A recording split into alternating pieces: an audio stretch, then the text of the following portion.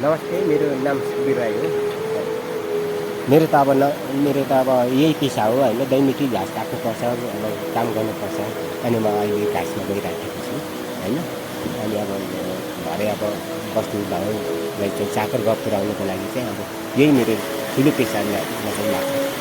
र हाम्रो कृषकको लगभग आय स्रोत चाहिँ यही हो होइन। र जीविका चलाउने आर्जनहरू अलैँची, अब त्यस पछाडि दोस्रा चाहिँ अब अलैँची, मकैहरू होइन गोडमेल गर्नुपर्ने हुन्छ।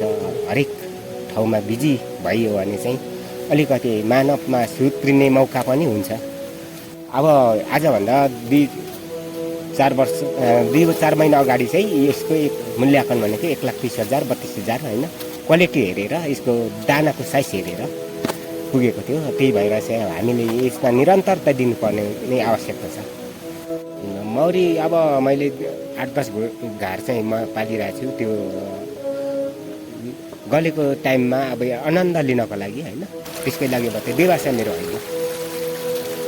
तेलधोती भन्ने चाहिँ यसको नाम चाहिँ होइन। यसमा चाहिँ गुन पनि मिल्छ। खेतबाट चाहिँ अब सिन्धखरी भन्छ यसलाई, यो फुललाई।